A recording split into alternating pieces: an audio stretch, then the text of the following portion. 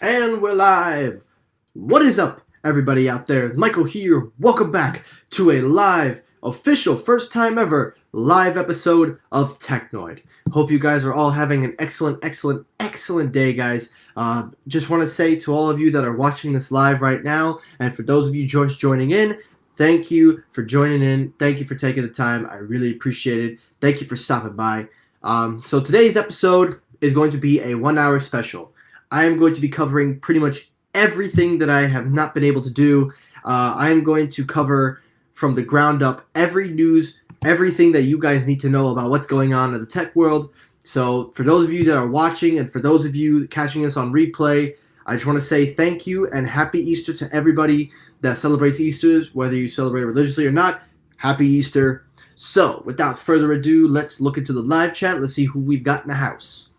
Raf, thank you for coming on, my man. It's great to have you on. Thank you, as always, for hounding it down. You are a moderator today, so thank you for coming on. Godzilla Mania, welcome back, man. It's great to have you on. Glad you came here. Hit the ropes, Mike. How you doing, brother? Raf, happy Easter to you, too. Very happy to have you here.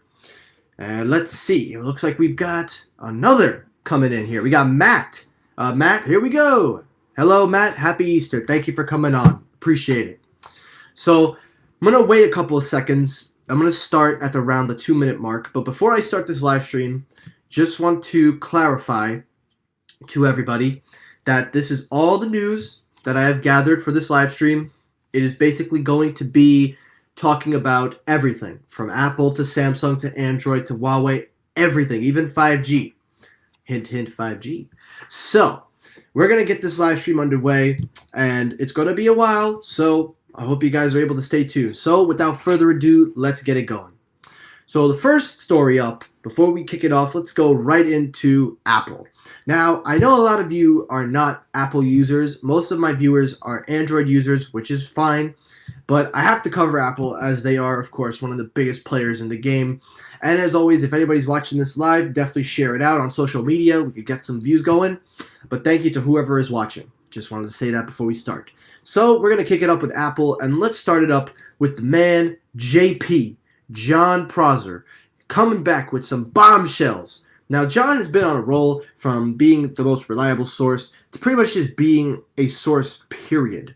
So in his newest leaks, it says here that he is talking about the iPhone SE. Now, as you know, the iPhone SE has been rumored to be coming pretty much for a long time. And here is his tweet, which is, again, trying to keep it as accurate to the source as possible. He writes, "We're in the calendar week 16, the week I reported from the iPhone SE to launch. Most likely dates will be April 15th, this Wednesday. The wild card to throw off OnePlus is April 14th. And he says, Happy iPhone Week." So basically what this means is John is saying that these are the rumored time for the iPhone SE to be released or announced. Shipping will probably happen a week after. And the reason that John is so positive on these is for the simple fact that everybody in the news media has pretty much just have tried to twist the story into so much. John has presented the evidence of what he has from his sources, and the fact that we are entering week 16, the rumored week that the iPhone is going to launch, it is pretty interesting because now we're about to find out if John is right this whole time, which I think in a realistic scenario he is. Now, we're keeping with John. He does cover something else, but I want to bring to your attention just one thing before I go any further with John. Now, as you know, John generally does not post renders. He doesn't post things. But honestly, I'm about to call out Forbes. Forbes, why do you just like to make things so annoying? It's bad enough you can't even make a good article. But look at this. iPhone SE 2020 renders based on leaks, and your source is Everything Apple Pro. Are you serious? You're going to use this guy who is 95% of the time not even accurate with leaks, let alone a good source? You're going to trust this guy. You're going to trust him to be your so-called render expert? Yeah, Okay, Forbes, whatever you say to make yourself credible. Unbelievable. But keeping up with John and all of the news, let's kick into the second part of this and let's talk AirPower. So John has talked about Apple possibly bringing AirPower back and working its way into making a full real-life prototype. And supposedly what's going on behind the scenes is Apple is working on a new version of AirPower. So here's the tweet that he writes.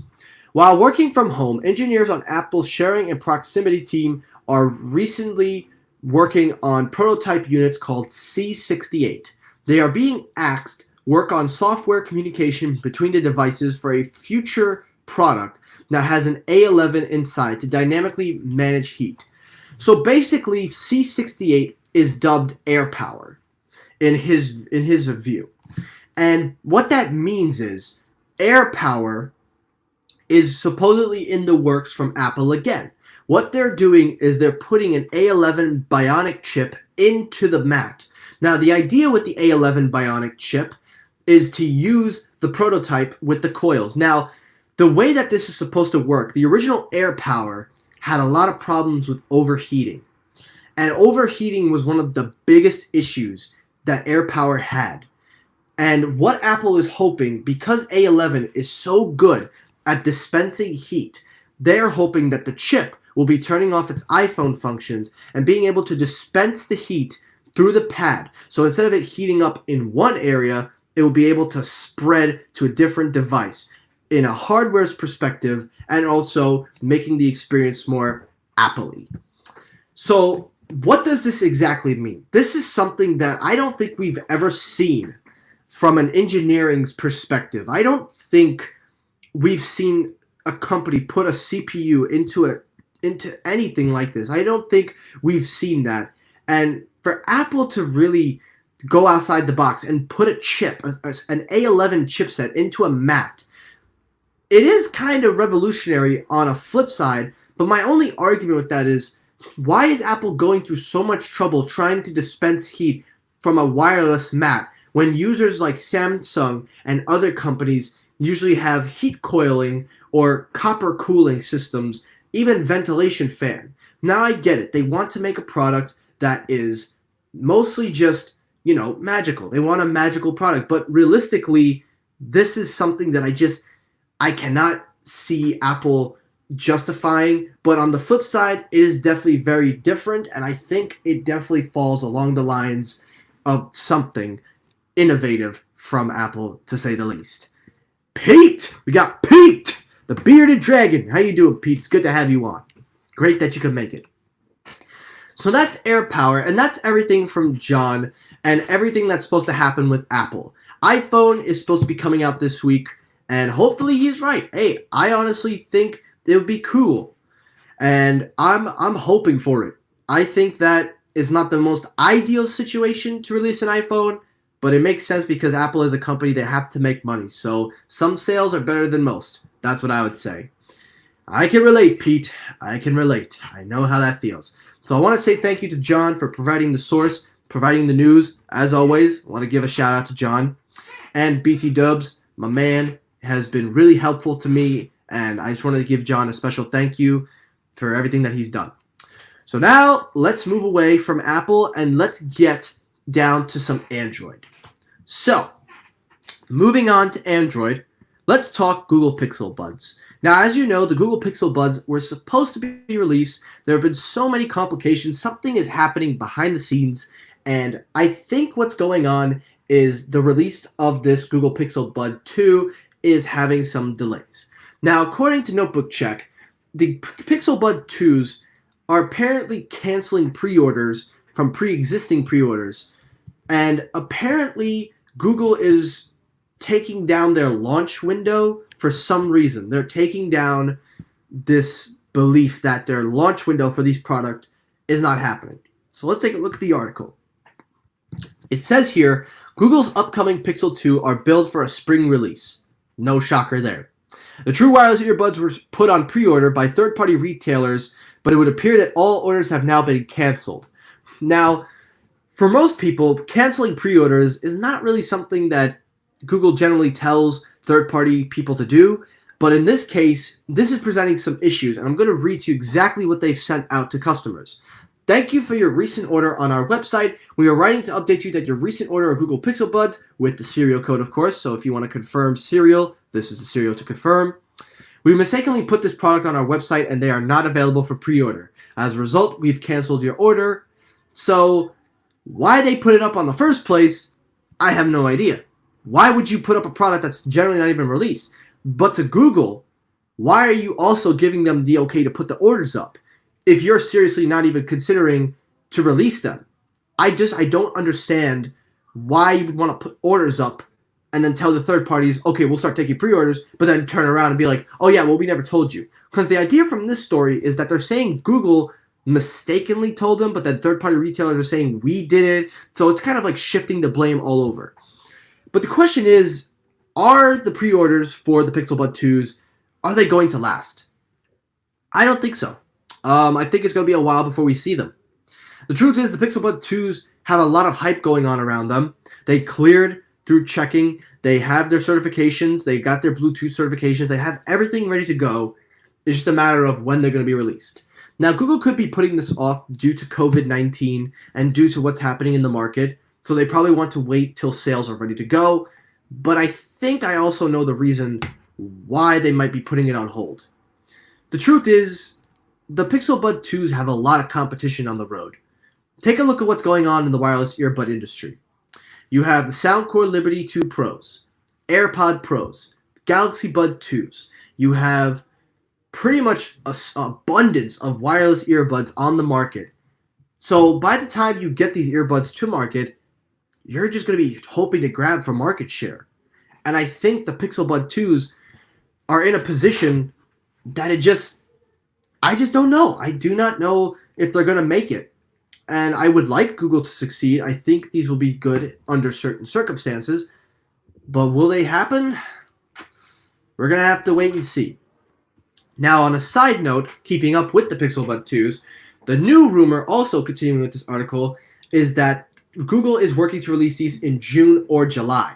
So that is the rumored time frame for the Pixel Bud 2s.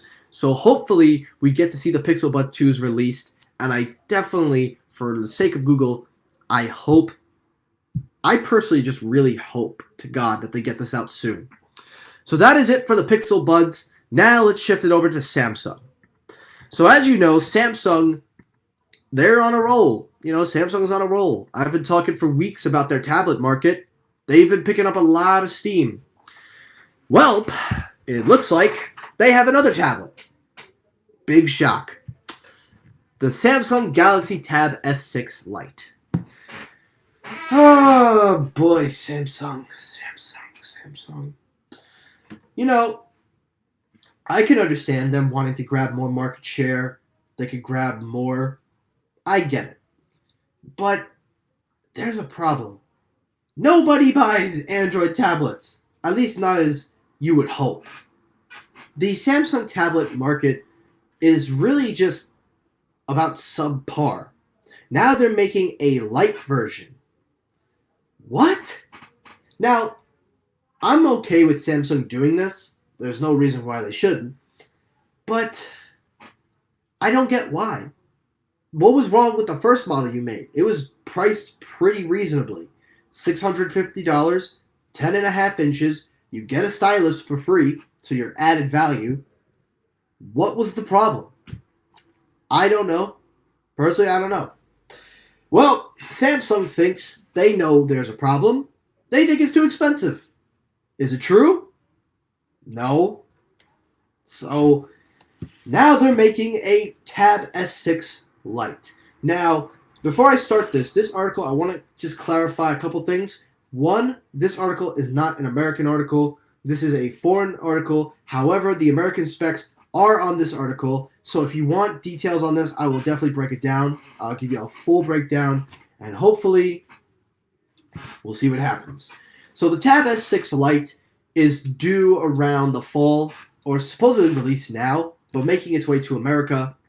And it looks like the spec sheet are going to be somewhat of a step down, but at the same time a step up. Now, for the foreign markets, you're going to have the Samsung Exynos chip, which everybody and their mothers say the Exynos chips just suck. But in America, you'll probably be getting a Snapdragon chipset, so you have nothing to worry there. Next thing, it will come in LTE and rumored to be 5G. Will it be 5G? Could be. Gotta wait for a certain somebody to join up. But let's keep it going. So the tablet is basically going to stay the same. It's going to stay the same size, same aspect ratio. It looks like it will be having 4 gigabytes of RAM with a starting price of 128 gigabytes, or starting configuration. Sorry for that. External memory will be 1 terabyte. Camera specifications, nobody gives a crap. And Bluetooth 5.0, all good and well. You got your USB Type-C. And for the love of Jesus, even on a light tablet, you couldn't have put a headphone jack. You'd think a light tablet versus a premium tablet would get a headphone jack. Apple, of all people, Apple figured this out better. Come on, Samsung. Hey, I'm going to have a heart attack. But the rumored price point is supposedly around $400. Now, I can accept the fact that $400 is relatively a good price point for a tablet, but why? Like, why? There's no reason for this. Samsung already has market share with the Tab S6. They have market share available. Their sales for the tablets are about subpar to par value. So I don't understand why they want to make more when practically nobody's buying it. And I'm looking at the live chat. Let's take a look real fast. Raph says it perfectly. He hasn't bought a Samsung tablet in years. The last Android tablet that Matt has was the Nexus 7. That was back 2013. That's 7 years ago. You have an iPad. He has the iPad Mini 4. God damn. So iPads are more, in my opinion, more valued better because if anything Apple has perfected is the tablet. iPad OS and the iPad period is a perfect tablet, a perfect system, and it's been mastered. I give Samsung props for wanting to enter this type of market. They want to go toe-to-toe with Apple because nobody really is making the push for tablets. But again, nobody's buying it. So you got a long way to go before you start pushing ARM-based chipsets. So hopefully we'll see what happens. So that is it for Samsung. Now, let's get into some 5G. Now, 5G, as you know, is very, very controversial around everybody. And the news that I have for you guys today are just the dumbest things I've ever heard. But I'm not going to do it alone. Oh, wait, we got a new chat. Hey, what's up, Jay Brown? How you doing? Thank you for coming on, man. It's always a pleasure you on here. You're right, you can't beat an iPad, despite it having a lightning port, except for the expensive one. But anyway, we're going to talk 5G. We're going to talk about this stupid rumor going around about the Corona and 5G linking, which I think is bogus, and talking about these nut jobs burning down the cell towers. I swear, if toilet water was a poison, I'm pretty sure they found it. Because they have to be geniuses to do that. I got a Samsung tablet 2018. Pete, I'm actually curious. How do you like the experience on a Samsung tablet? Let me know your thoughts. I really want to hear that. But joining me to talk about this confusion of just some weird people doing some weird crap with 5G, and we'll also talk 5G as well. Joining me, literally joining me just now, just saw him in, a special guest joining me for the 5G aspect of this video, the man. No, you know what? No. We gotta do it right. We're gonna do this right. Ladies and gentlemen, the reigning, defending, undisputed Tech Cellular. I'm just making this up as I go. Tech Cellular YouTuber in the world, the one, the only, Sam the SMT. Welcome, Brother Sam. How are you? Was that intro good enough? Yeah. So yes, guys, how can I talk 5G without the realest person that knows everything about 5G better than me? How could I do that? Because I would just be a meme. But anyway, Sam, it is really great to have you on, as always. Thank you, man. Thanks. And everybody just joining now, And Matt even says, awesome intro. That's what I'm talking about. Let's get it going. So, Sam, thank you for tuning on such short notice again. I owe you big time for what you've done. It's okay, man. It's all good. Uh-oh. Pete just said, I know 5G better than both of you. Pete, if you want to invite, I'll extend an olive branch. I'll extend an olive branch. You want to come on? You can come on. I'll extend the olive branch. Pete's so I'm big on the literature side and looking at some of the experience that people document. Pete actually works in a 5G lab. Ooh. So he's the physics, he's the trial, he's the testing, he's a lot of that. That's like he's the mad scientist in it. Of course. So I'll tell you what, Pete. If you want to join, I'm going to post the link. And don't worry. If anybody else wants to... Go ahead and DM him on Twitter. I'll DM you. But either way, it's in there. It doesn't matter. If anybody else wants to come on, you're more than welcome to. This is an open forum. All are welcome. I am happy for anyone that wants to come on. But let's talk it. And Pete, I'm hoping you do join because I would love to hear what you have to say about this. So... as you know, the COVID-19 has reached a new high, and the tech world has been affected by it. But this has got to be some of the dumbest things that I have ever read. Also, I look like a ghost in this lighting, so I'm going to turn my lamp on. But this is the dumbest things I've ever heard.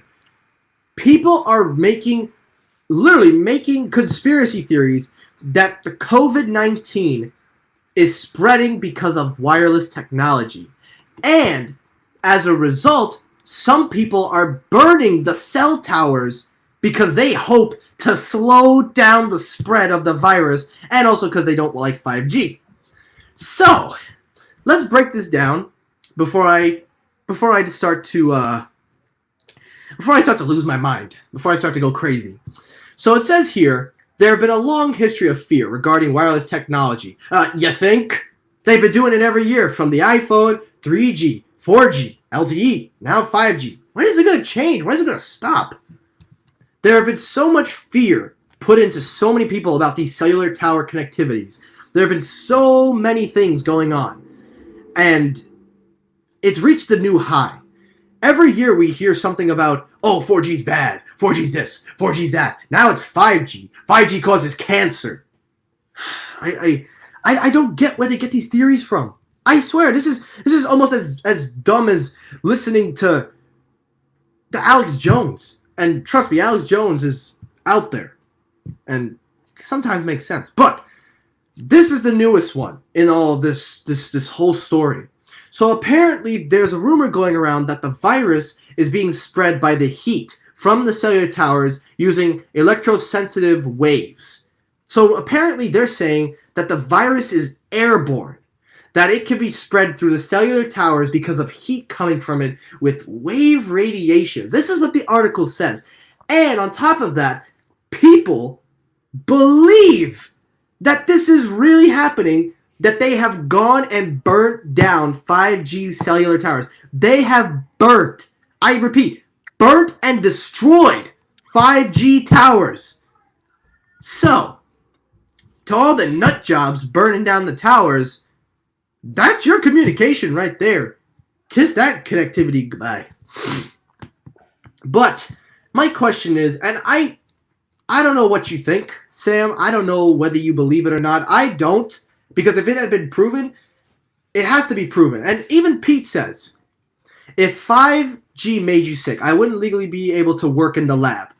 Right there is just the first part. But I want to ask you, just what the hell is wrong with some of these people? Like, where do they come up with this stuff? I'm not really sure. It's hard for me to think illogically as a person who has grown up and received formal scientific education. And my undergrad was in biology. My master's program is life and agricultural sciences.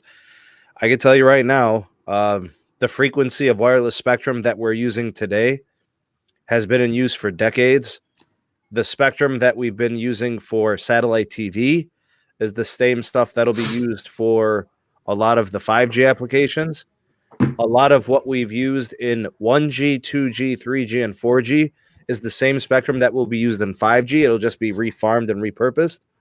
So from a physics standpoint, nothing's really changing except we're taking all the stuff we used before, we're going to now use it towards something new.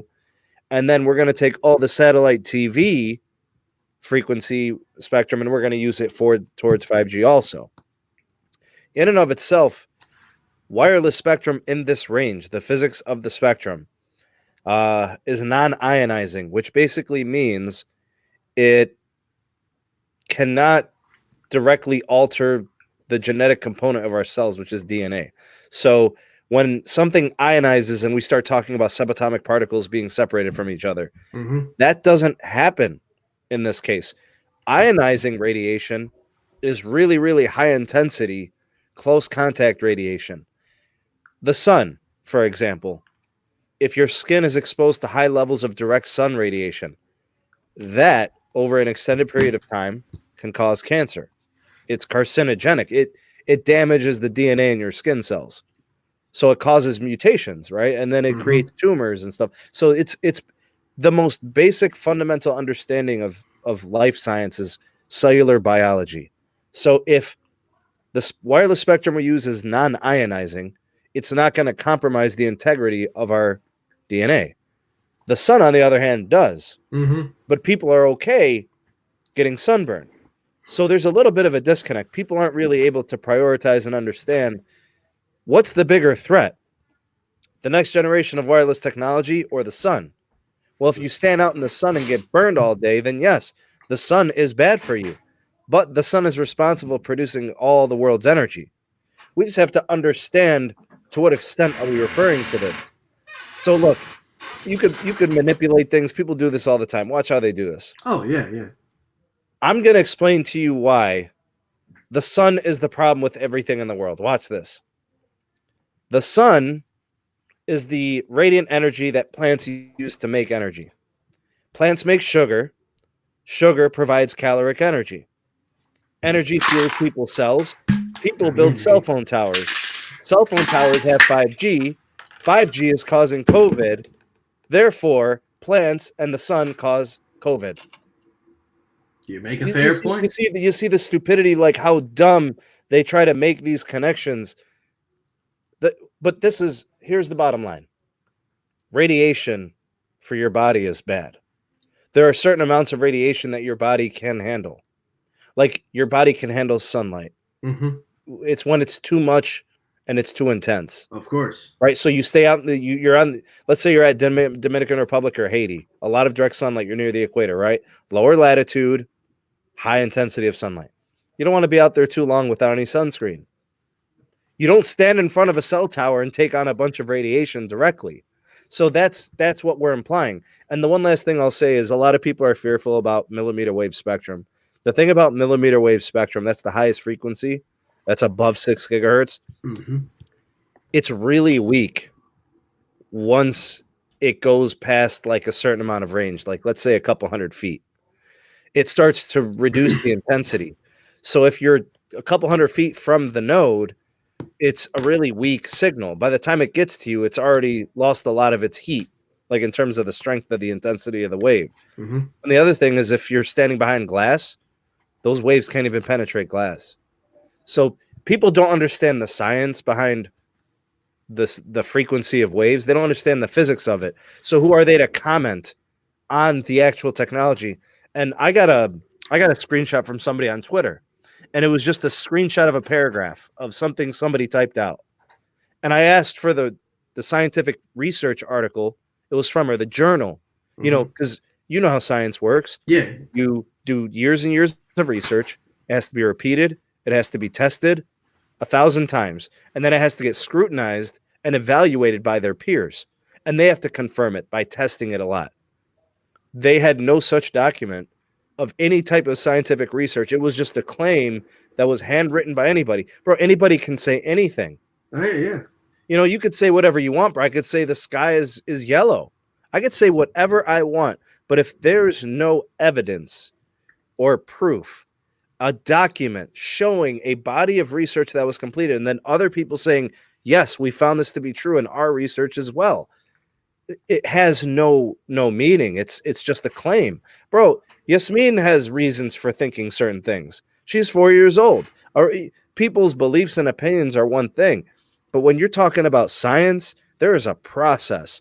There are trusted, credible sources that will do collections of observations and testing and accumulate years and years of data, and it has to be scrutinized.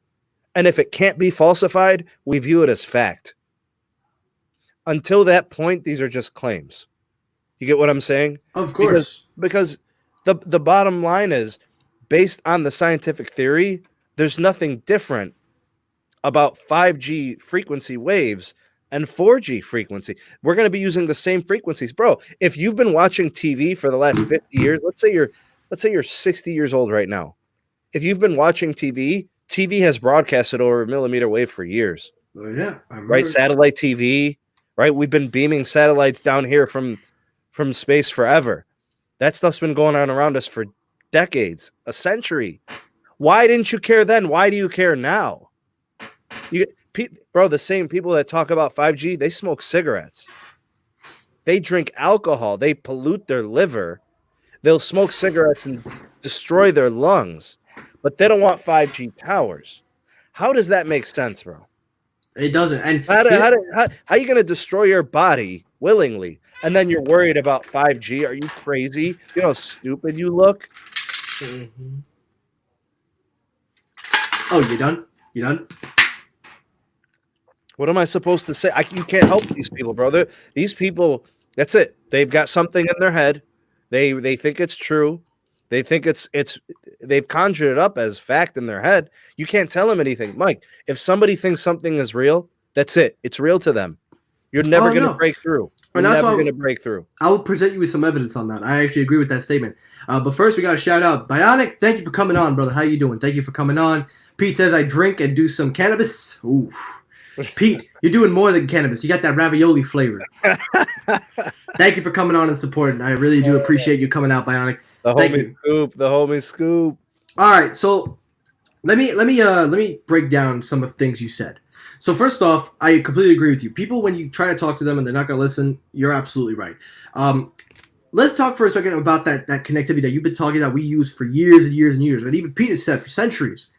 I talked to my old folks. I talked to them. I said, listen, you guys are telling me that 5G is that dangerous when you said the same thing about 4G, and they're one of those people because they listen to the media. The media publicizes crap. I told them this. Were you thinking that in the 70s when you had those long phones with the antenna stem that you literally had to get signal from that, when you put it to your ear, did you think, oh, that radiation is going to kill me? In the 80s, when things started to become a little bit more better, where you could start sending messages, did you think that? By the 90s, early 2000s, once things started evolving more, it wasn't until the iPhone came out when everything started to start spreading.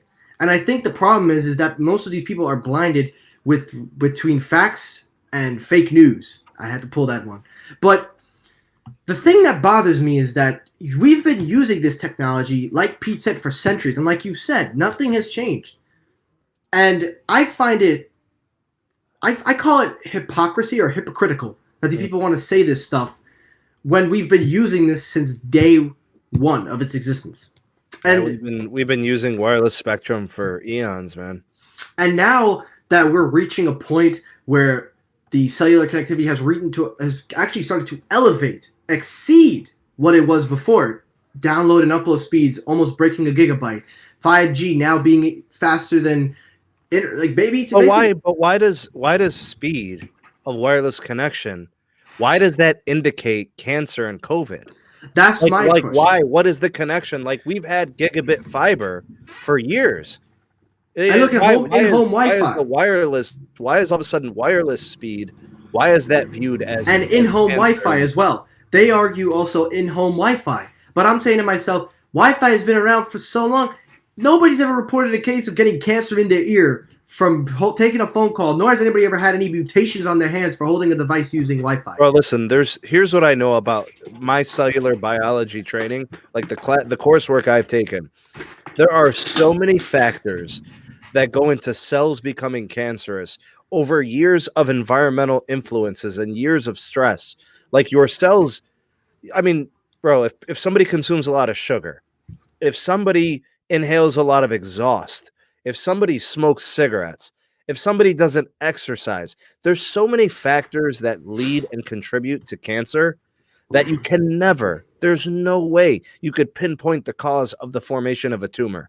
Could never happen, bro. Like if somebody gets skin cancer, the first thing you ask them is, do you live in a place that gets a lot of sun radiation? Like, do you live in Arizona? Do you live in Mexico? Do you not use sunscreen? Like that stuff's easy. But when you have somebody who's otherwise healthy, what were their contributing factors? I don't know. I think what happens with people is they make everything extreme, right? So now that you've got this new generation of technology that's more capable than the last, they're going to say, "Oh, this is going to kill us all." They said the same thing about 4G, though. They I did. don't know if I it's the remember. same. Yeah, and people said that about 3G when it evolved from 2G. It's just this is what people do. They make everything extreme. They try to take it to the next level, and it's just people are fearful to what they're ignorant to. When they don't understand something, They're they just scared. go ahead and they just they make it the enemy. It's the devil. That's a perfect phrase right there. What they fear is what they try to make an enemy, and I agree with that. These people that make these claims are not scientists. No, Honestly, they're not. No, they're scientists not. don't even. You don't hear regular scientists come out every day and say, "Oh, well, this is causing." They know facts and Mike, logistics. I ask the same people that claim there's this connection between COVID and 5G. I ask them for show me the research. I would love to see the document because I see no difference in cancer risk between 5G and 4G. It's the Exactly. same risk factor. Nothing is changing. The same FCC guidelines that they use for 4G is the same guidelines about 5G. Agreed. How much radiation you're exposed to, how much radiation is being measured between your device and the tower. Those guidelines are the same. So Yeah. I don't know. Well, I think at the end of the day, I just think that these people are just afraid that as it gets more and more evolved and more, they're afraid, like you said. And one thing, we're gonna end this real fast, but I want to just discuss this real quick, not too long on this one because we're almost up with the hour mark, and we got two more stories to cover. Um, I think that these people need to stop with these accusations. It's been years and years and years. There's been disproven. There has been no research. And as for these people that are vandalizing the cellular tower's hardware, they should personally go to jail. They deserve to go to jail. I mean, yeah, they're vandalizing, bro. They're damaging somebody's property. See, even Raf points out they'll be saying it about 10G. They'll be saying it about everything. Hell, if there was a cure for cancer, they'd say that causes a virus. I don't know. I've heard some pretty crazy things from people. People have said insane things, and I've heard them say it, and I'm just like, man, I feel bad for these people because what happens is they're taking the logic and rationality and they're throwing it out the window, and they're just assuming the craziest explanation for things. Like 1+1 = 2 in our world, but in their world, 1+1 = something else. They don't see it the rational way. They're off the hook. And knowing this generation, what I grew up in, my generation, they're gonna think 9 + 10 is still 21. I'm just saying it. They're gonna think Yeah, that. it's weird, man, how people can see things so strangely. I don't get it, man. All right. And last story for 5G. This one is now regarding the T-Mobile and Sprint merger. So, Sam, What it is- happened. It happened. The great everything came. Yeah, I'm sick of being right, bro. You know what? You're right. It is. It hates. It And sucks being right all the I time. couldn't believe the amount of people that just like tried to beg for this thing not to happen. I you know don't what? care. No, that's okay. If people don't want it, that's fine. But they were denying that it was going to happen, Mm-hmm. right? That's one thing. You could say, well, Mike, like let's say, your favorite sports team, you want them to go to the Super Bowl, right? But they suck. Yeah. Yeah, I mean, you still root for them, right? Yeah. Yeah. But it's inevitable. They're not going to get they're not going to the playoffs, or if they're bad, you're still a fan. Like for somebody who's a fan of Sprint and they don't want to see them go, well, yeah, they're going to root against the merger. But there were people that were denying that it was going to happen, and I was telling people from the beginning, this is going to happen. No, yeah. It's a great. I was one of the supporters from the beginning. I remember we came a long way Yeah, from just. you're a big supporter of the merger. I still am, and And now early on, I think you kind of saw the writing was on the wall too. the writing was. I absolutely. It was best for consumers. Sprint failed, and I encourage you guys, everybody, check out his video of the decline of Sprint that just came out. You have to check that out. That is such a great But video, everybody. it took a ton of reading and research, and bro, it was death by a thousand cuts. That video to me is like you watch on Netflix Tiger King, like a nice biopic. That's how I would summarize 22 minutes, but that's a very educational 22 minutes. That is 22 minutes well spent. I encourage you guys, please check that video out. It's called The Reason Sprint Merged with T-Mobile, How Sprint Failed, the New T-Mobile. I urge you guys, you must watch it. And if you want to learn anything in 22 minutes about Sprint and their decline, that is a video to watch. I encourage you guys, check it out. Thanks, man. Now, Emmy winning. Emmy winning. Emmy winning. Thanks, Ref. Now, let's get to the last part of this because we got 20 minutes and then we got to talk Huawei and then we'll throw in a quick little funny thing and that's it. So, T-Mobile has decided to turn on an additional 600 megahertz of speed using the Dish broadband from, I believe you know. Apparently, this is the article. I'll pull it up. Sorry, I forgot to pull it up. They're doing this as a result of the COVID-19 situation. They want to give their customers a better experience when it comes to cellular connectivity and all that blah yada yada good stuff. So now, this isn't a question, but this is whether I believe that it's actually been turned on or not. Now, I can't say that I've seen it on my end because every time I use my phone, I say it like it is. I get LTE, but I will say, where I live in this area of Staten Island, I'm closer to the outer bridge. And on this side of the island, you normally don't see LTE plus. You see just LTE or 4G. What's the speeds? Have you ever speed tested your network? Good question. I'm glad you asked. I actually have that on backup. Nice. So take a look at the charts. Download speeds are 26 and upload speeds are 2. So not the best, but not the worst. Considering the download speeds is very usable. It's usable. Yeah, the upload's a little rough, man. But with the cellular that they did, I redid a test when it was on LTE Plus. And this is for me. My mother's end, I didn't get to, but I will tell you what I noticed. With LTE Plus, it jumped up by a whopping 10. Not really enthusiastic, but it went up to 36. Now, the speed test varies because after a couple more tests, it kept going up and up. But when I first did it, it was at 36. Upload went up to 10. So there was a slight increase, but as you keep doing them, it was going up a little bit more by 5 and 2 and more. So there is some improvement with LTE phones. Now let's talk 5G. So my mom, I got her the Note 10 Plus 5G. No, sorry, the S20 Plus 5G. Brand new, fresh out of the box. In this area, a week before, 4G LTE. Today, I went downstairs. My mom asked me, she needed help. I looked at her phone. Do you know what I saw? I saw 5G. Okay. And I said to myself, that can't be real. That can't be real. So I tried to do a speed test, but unfortunately she snatched it back before I could complete it. But, and here's the thing. The 5G cellular connectivity on her phone was reading 3 to 4 bars. It didn't break 5 bars, mostly 3. And we also have cellular boosters in the house. I want to also advise that as well because of how dead we are so far away. Oh, wow. But this shocked me. That 5G is actually on the island. And she didn't lose that 5G when she went out to her house. 5G was on her phone. It wasn't until she went to the other side of the island when she was doing shopping, that's when it dropped to LTE. I was there for that. So my question, or my idea of whether it works or not, I'm going to be honest. I think that it is. Because how can you explain a phone from the time she used it to the time of what's happening now? It was always on 4G LTE. How do you explain it being from 4G LTE, just staying on there, to all of a sudden jumping to 5G just like that? And it's been 5G for a whole 2 days. So how do you explain that? Is it really that they did turn on the cellular connection? Did they actually use 600 megahertz? Okay, so here's the basics of how 5G is going to work.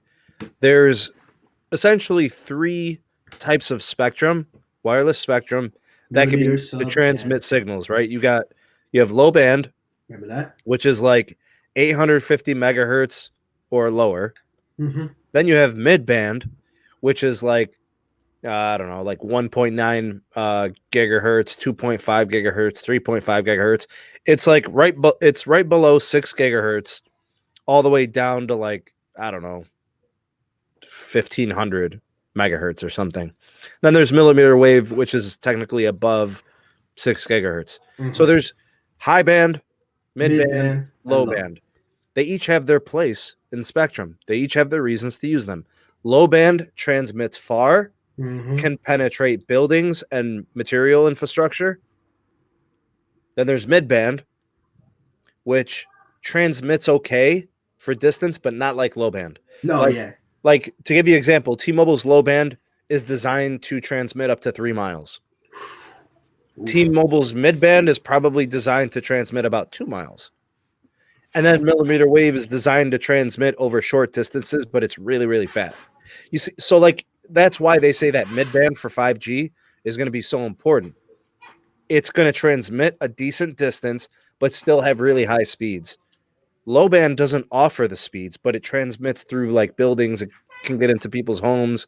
That's why your mom's phone can get 5G, because T-Mobile's using 600 megahertz for 5G. That's the lowest of the low mid band. Now, if you were to do a speed test, I wouldn't expect it to be much faster than what you're seeing with your LTE, because T-Mobile's low band 5G is never going to be fast. It will never be fast. If T-Mobile's connection is fast, it's because of mid-band LTE. It's from like their AWS spectrum, which is like 1.9 gigahertz, 2.3 gigahertz. That's fast. The low band is not fast. But Mm-hmm. T-Mobile is doing this so that they could say we have the most space with 5G, but it's just not fast. Yeah. So here's the problem. You, for example, you've got a phone, you've got the Note 10 Plus, the LTE variation. Mm-hmm. Your speeds on that device are going to be no different for the most part than your mom's device. Your mom's device might be a little faster, but not because of the 5G. No. It's because she has a newer processor.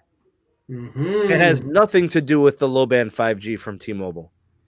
It's going to be because she has 7 carrier aggregation and maybe you only have 5. So she's going to have like an extra LTE connection transmitting to her phone from the tower because her chip is more advanced. So Of it's course. really actually not about 5G icon on the display. No. Yeah. But that's T-Mobile's, that's their shtick. We're going to say, and we're going to build a low band 5G network that works all over because we're using low band. But it's not going to change anyone's experience. Your mom's speeds on her phone will not be much faster than yours, even though her phone says 5G. I'm actually curious now, so I'll tell you what I'll do. After this video, I will go and do another speed test. I want to actually do a proper speed test. I'll let you know the speeds on the 5G, and we'll compare them. I got mine and hers, and I think you're right. I believe you're right. And not just because of what you're saying. It's a fact. Because 5G is still not that advanced as most people are thinking and assuming. If 5G was so advanced, I think, in my opinion, if 5G was so advanced, you would have already switched away from using fiber, Verizon Fios, fiber internet. You would be using 5G cellular internet if it was that fast. Right. Now, so there's 3 types of wireless spectrum that networks use. We got low band, mid band, and millimeter wave. Mm-hmm. Right now, there are 2 types of 5G. There's non-standalone, which is what your mom's connecting to. Mm-hmm. And then there's standalone, which is coming later on this year. Non-standalone 5G uses LTE as the core of its operations. Standalone 5G will be real 5G standard, a whole new entire hardware and protocol for 5G. So we haven't even seen real 5G yet. That's what I think that most mass consumers are waiting for. And that's why you hear everybody say, do not go buy a 5G device right away. If you're buying a 5G phone, like the S20, for example, the Qualcomm Snapdragon 865, Mm-hmm. it's actually kind of sort of future-proof. And here's what I mean. Okay, let me hear The chip that's in there, the 865, the 5G modem is not just NSA, non-standalone compatible. It's also standalone compatible. Ooh. So that means it's kind of sort of future-proof. So it does. But here's why you don't you shouldn't feel pressure to buy a 5G phone this year is because next year when Qualcomm manufactures the X60 modem, which will be in the 875, whatever it's called, or right? 865 plus or whatever they do. No, it won't be the plus. Oh, it won't be. So it'll be the whole one new. after. Okay, Right. okay. So 875. Okay. Whatever the next major generational leap, that one will have standalone, just like this one, but it's also going to have 8 potential connections of millimeter wave, 8 channels. It's also going to do 4 channels of midband, which means it can connect multiple channels of 5G. So you could get like 3 to 4 gigabits per second, technically, on that chip. You can also combine midband and millimeter wave together. You can also combine low band and millimeter wave together. You get what I'm saying? I could, yeah. It could take all these connections simultaneously and make it into one SIP. I tell you what, bro. If you have a phone from last year or even 2018 and you're satisfied, I would wait till next year to upgrade. Now, if you have a phone that's like 3 or 4 years old and you're like, man, this phone sucks, I need a new one, then I could see upgrading to like an S20 or a V60 or, the iPhone in the fall or something like that. I could see that. That makes sense. But I'm telling you right now, a year from now, 2 years from now, 3 years from now, we will have a sizable amount of real 5G that will be changing our wireless experiences. And I'm not just talking about the speed of our cell phones. No, I'm talking about networks that are going to be like IoT. They're going to be connecting autonomous vehicles. There'll be sensor technology. Yeah. There'll be a lot of stuff like at Walmart where you'll be doing a lot of stuff that's automated, a lot of sensor tech in agriculture. A lot of that stuff is going to be happening because of 5G. So think of it this way for the Gen Z kids. I'll put it in my generation's perspective. Think that old TV show your grandfather used to watch, The Jetsons, except without the flying cars. So that's how I put it with my generation. But you know what, Sam? You're absolutely right. We're running out of time, but you're right. I think that right now, if you have, let's say like you have the Note 10 Plus, it's a good phone. I don't see no reason why you need to upgrade to this year's phone. Maybe next year's phone is a possibility. Sure. But I do think that if the next year chips, the 875, I would say that if it's going to be able to combine the low, mid, high, like you said, to create like one continuous like full 5G experience, that's the way to go. That's the true 5G. That's actually something you have to see. And sure. Pete, Pete just said maybe a YouTubey, and he says I used to watch the Jetsons. The Jetsons are a good show. Everybody, but yeah. Hopefully this year, by the end of this year into next year, now that the merger's been approved, now that everything has been settled, hopefully the build out and the advancement in 5G starts to take place now. It cannot happen later. It has to start now. And we'll wait and see what Mike, the new CEO, that's his name, right? Mike? What's his last name? Mike Seaver. Let's call him the Big Seaver. The Big Seaver now. The Big Seav. The Big C. The Big C. But we'll see how he does his marketing gimmick. And I hear they're making a big fuzz with the logo. That's something I don't know.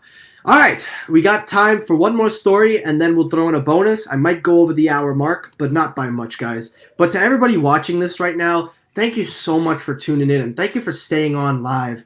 I really, really appreciate it. And Sam, thank you for doing this last minute. Sure.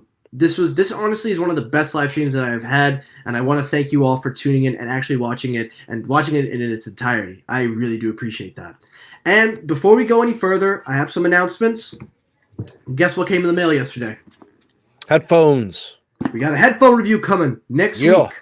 Well, not exactly next week, but if I feel there's a verdict. So I'm going to be reviewing the Soundcore Liberty 2 Pros. I will determine whether these are the good headphones to get. These are being dubbed the wireless earbuds of 2020. These are being dubbed better than AirPods. They are being dubbed better than anything you could use. So I'll be reviewing these. Look out for that review. And also, I will be reviewing the JBL Link Music, a competitor to the Google Home, but it might actually be better than most people are saying.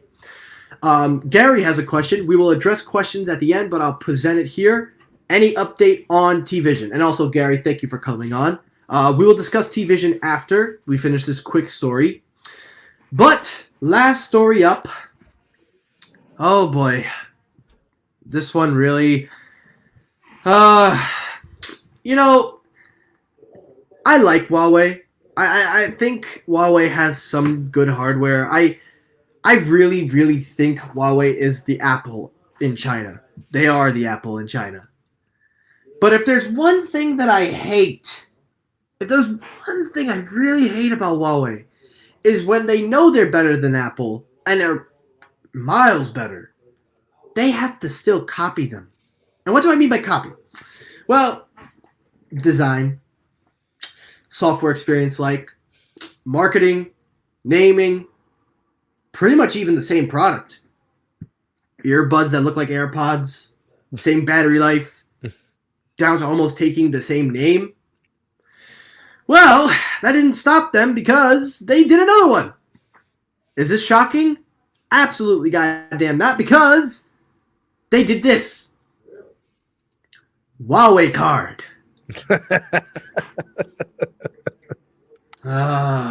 Okay. Yeah, that's just what I need right there. Another credit card from some random company.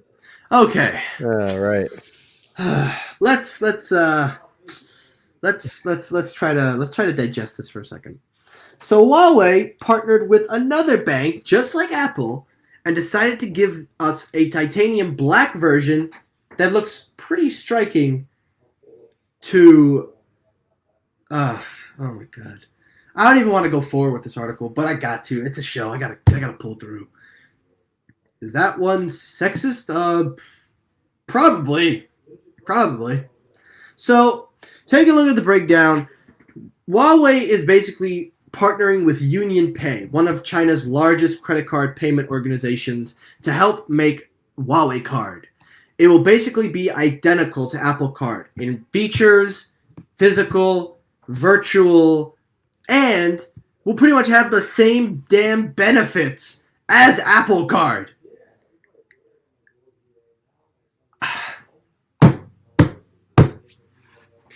You see, You're struggling over there, dude. I don't know what to say. Because, you know what? This is what I gotta say. If you wonder why Huawei, Oppo, Vivo, any of these card companies, or any of these phone manufacturers, if you wonder why they don't ever come to America or will never make it to America, not because of espionage, not because of any spy-related crap, it's because they're unoriginal. They've stolen everything that Apple does. The Huawei watch, the Huawei card, the Huawei buds, the notch. Hell, they stole the notch of all things. Why would you want to steal the notch? You've even mirrored. The notch is the worst. You've even mirrored your OS to look like iOS. Harmony OS? You've mirrored it to look similar to iOS. You want to talk about a company that is so advanced, miles away, makes better hardware, but cannot get their own creative mindset to do their own thing. And this is what annoys me the most, is that Huawei, they know they're better. They know that they're better than Apple in almost everything they do, from hardware to software to everything. But yet you still take their designs, you take their... You know what? I'm gonna drop this story because I'm about to lose words. I'm about to drop the F-bomb and lose my monetization for this episode. I'm about to drop it! So I'm gonna drop this episode. But what do you have to say? I don't know, man. So a lot of companies that design phones after the iPhone 10 tried their designs in a way that, you know, had the notch and stuff like that. The notch was really that was the biggest how would I want to say? This is the biggest trade-off in trying to maintain some form of an edge-to-edge display and to try to still include all the stuff that's supposed to be on the front end of the phone. Mm-hmm. So it was like a last resort. Like, we had no other thing we could do with this stuff. So we had to do this notch to separate it from the display. So you look at a design flaw, right? Yeah. And then you look at in the case of the card, the Apple Card and Apple Pay and all of that stuff, it's, you know, it's a follow the leader thing, man. But to be honest with you, a company doesn't have to copy a successful company to be successful. They copy a successful company because they can't think of anything on their own. So I would say that actually the team at Huawei, if I was a Huawei executive, I would be concerned, because in business, you always are looking for the new innovation. You're not looking to copy off of the market. You're trying to be 1 or 2 steps ahead of the market. So if I was a Huawei executive and I'm thinking, wow, my lower level executives, if this is what they're coming up with, this is what their answers are, then I should be worried about the future, because this means we're always reacting. Well, when do we get to innovate and be the trailblazer? So that's why I always you look at a company like Huawei, which they are really worldwide a powerhouse when it They comes are. to chips and smartphones. They probably could go ahead and continue to trailblaze. They don't have to copy Apple, but this is just another one of those things where, it's a lack of innovation, it's a lack of creativity, and it's just cheap and lazy, bro. I hate to admit it, but you're right. It is, and that's a sad thing because Huawei, they make some very good products. I gotta They say. do. They do. Now, good news, everybody. We did it. We reached the 1 hour zone. We did it, everybody. So anyway, before we wrap up today's episode, and I want to say once again, I cannot urge you guys enough. Thank you so much for coming on. I have a little fun story. Before y'all start heading out, I got one last story. Have any of you ever clicked on this article, ZDNet? Sam, have you ever clicked on this, ZDNet? This article? No, the website. The Sure, website. yeah. Okay. And have you ever seen an article titled anything that has to do with something like this? An Apple employee laughed because I bought a new MacBook Air. Have you ever seen some title similar to that? I have not.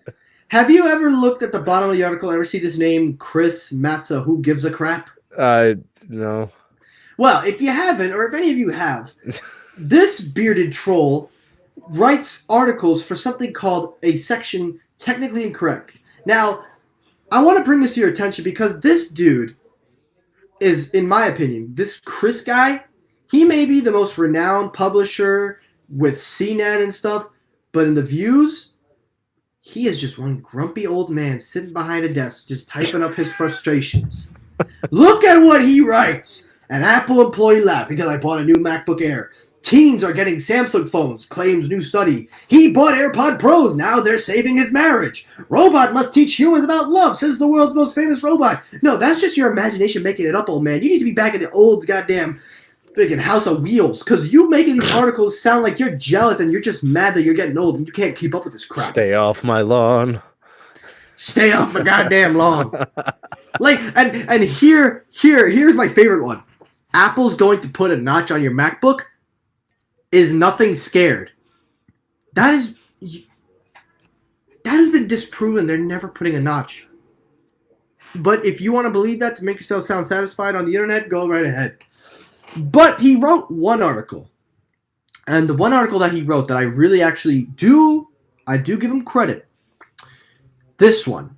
The teens are getting Samsung phones. He says aren't. But he clearly must have messed up that spelling because they are. So in his article, he put down that teens are switching to iPhones, as you know, as a culture stamp, everybody's doing. But in a recent polling, I did some further research. 85% of teenagers run iPhone. 15% run Samsung. Well, the recent polls have shown that it is 80%, 20%. So not a big increase, but that's a 5% increase from when he did his study.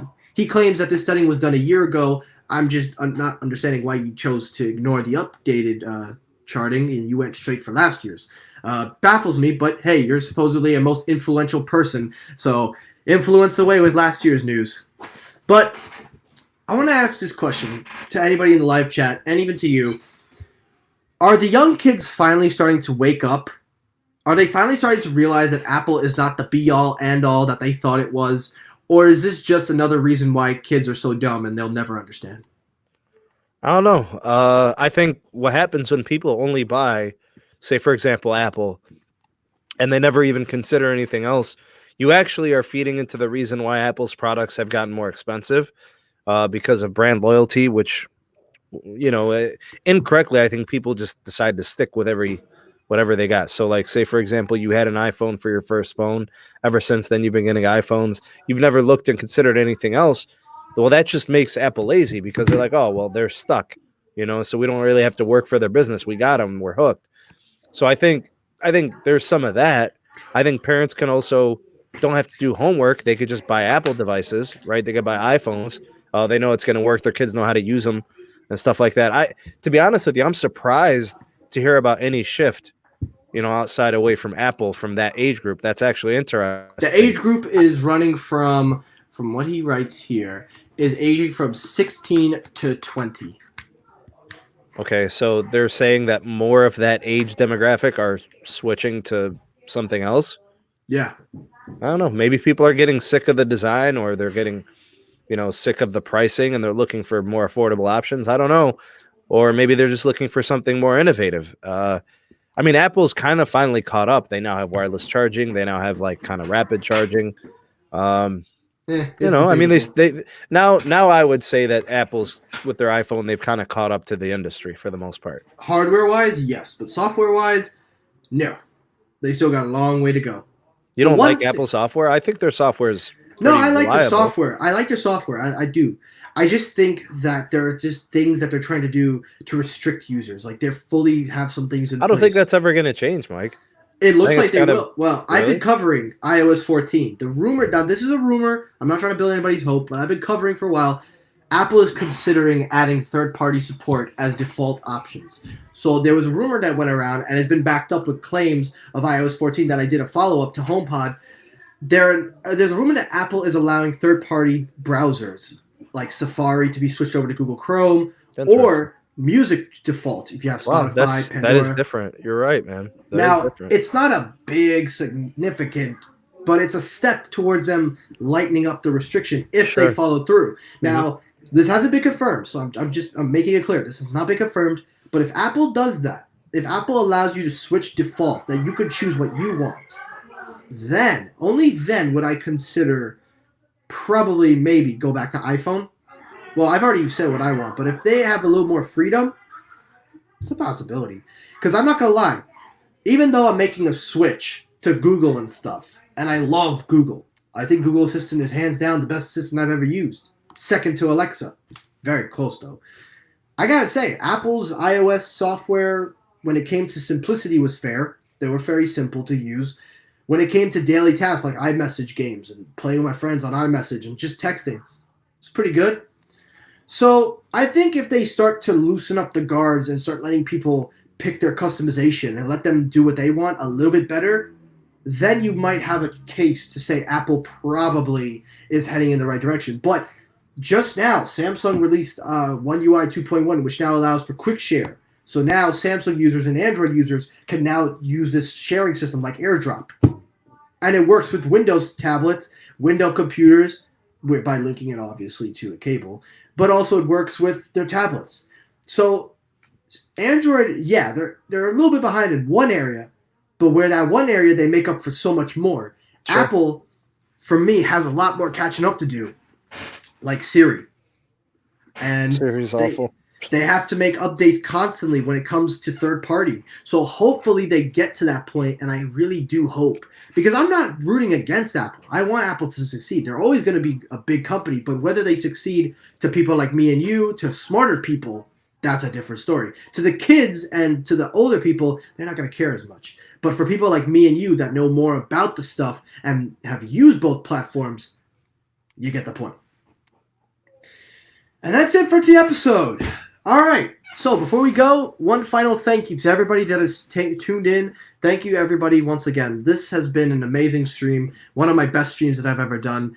I encourage you all, if you ever do want to come back on, I'll do live streams every Sunday night if you want that. But thank you guys so much for tuning in. I really do appreciate you guys coming on. And Sam, thank you for coming in for the last 30 minutes of the show. I'm not even going to lie. During this halfway, I'm like, man, I'm falling asleep here. So it's good that you came in and helped out. And I got to say, you definitely helped out big time. So thank you once again. And listen, guys, sometimes Sam will be here, sometimes he won't. So it's not always a give or take. It's only when he's available that he could come on. And I do appreciate him doing this last minute.